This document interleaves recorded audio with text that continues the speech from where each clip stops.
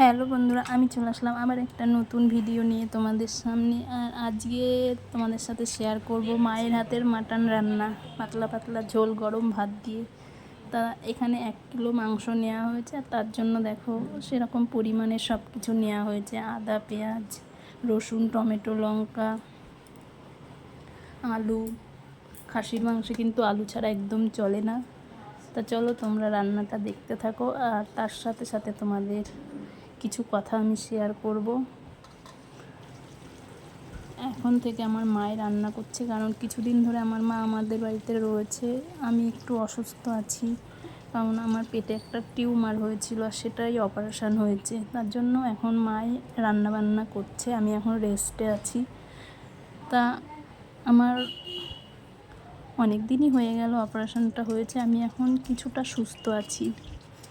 তা সেই কারণেই আমি ভাবলাম মা আজকে রান্নাটা করছে, চলো আজকে একটা ভিডিও করে নিই, তোমাদের সাথে ভিডিওটা শেয়ার করব।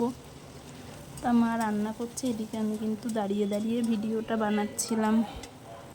তাই আমি তেমন একটা ভিডিও ছাড়তে পারি না। ওই আগের যেগুলো বানানো ছিল ভিডিও, সেগুলোই আস্তে আস্তে মাঝে মাঝে ছাড়ি। আর এখন একটু সুস্থ হয়েছি, তার জন্য 2-1টা করে ভিডিও করছি আর ছাড়ছি। তা বন্ধুরা, আমার মায়ের হাতের রান্না তোমাদের কেমন লাগছে অবশ্যই কিন্তু জানাবে।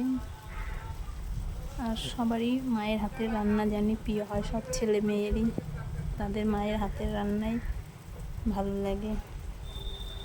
ঠিক তেমন আমারও আমার মায়ের হাতের রান্না খুব ভালো লাগে।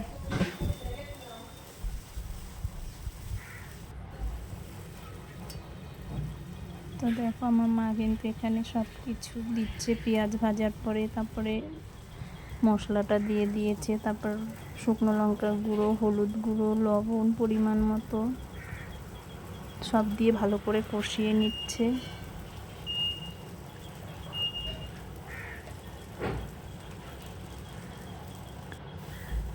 দেখো মশলাটা ধুয়ে একটু জল দিয়ে দিল, যাতে মশলাটা ভালো করে ভাজা হয়। যতক্ষণ না মশলা থেকে তেল ছাড়ছে ততক্ষণ ভেজেই যাবে। তারপর দেখো মশলা থেকে তেল ছেড়ে দেওয়ার পরে তার মধ্যে মাংসটা দিয়ে দিচ্ছে।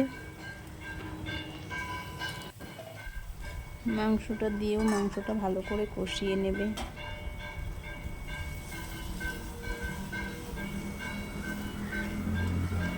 আর যতক্ষণ না কষাটা ঠিকঠাক মতো হবে ততক্ষণ কিন্তু স্বাদটাও সেমন হবে না। যত ভালো করে কষাবে, যে কোনো জিনিস যত ভালো করে কষাবে ততই কিন্তু খেতে টেস্ট হবে।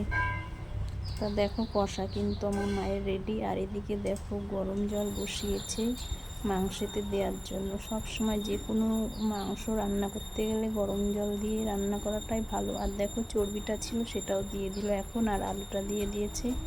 এরপরে কিন্তু গরম জলটা দিয়ে তারপরে কিন্তু একটু ফুটলেই প্রেসারে দিয়ে দেওয়া হবে। তা দেখো কালারটা কিন্তু এখনই খুব সুন্দর লাগছে।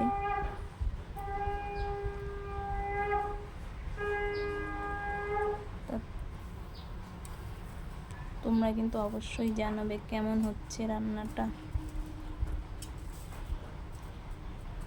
খুব সুন্দর লাগছে কালারটা দেখতেই। তো দেখো ফুটে গেছে কিন্তু, আর ফুটে যাওয়ার পরে কিন্তু মা এখন প্রেসারের মধ্যে দিয়ে দিচ্ছে, কারণ আগে সিটি দেওয়া হয়নি, আমরা কষিয়ে নিয়ে তারপরে সিটি দেব। আর এইভাবে করলেও কিন্তু খেতে খুব ভালো হয় মাংসটা। তো দেখো প্রেসারেও দেওয়া হয়ে গেছে, এবার সিটি দিয়ে চলো তোমাদেরকে দেখাবো তারপরে সিটির পরে মাংসর কালারটা কেমন এসছেই দেখো কত সুন্দর। এবার চলো গরম ভাত নেব আর খাবো। তো আমার ভিডিওটা তোমাদের কেমন লাগলো অবশ্যই জানিও। যদি ভালো লেগে থাকে অবশ্যই লাইক কমেন্ট করে পাশে থেকো আর বন্ধু হয়ে যেও। তা আজকের মতো তোমাদের সাথে এইটুকুই থাকলো, আবার পরবর্তী ভিডিওতে দেখা হবে। ততক্ষণ সবাই ভালো থেকো, টাটা বন্ধুরা। সেই স্বাদ হয়েছে কিন্তু খেতে।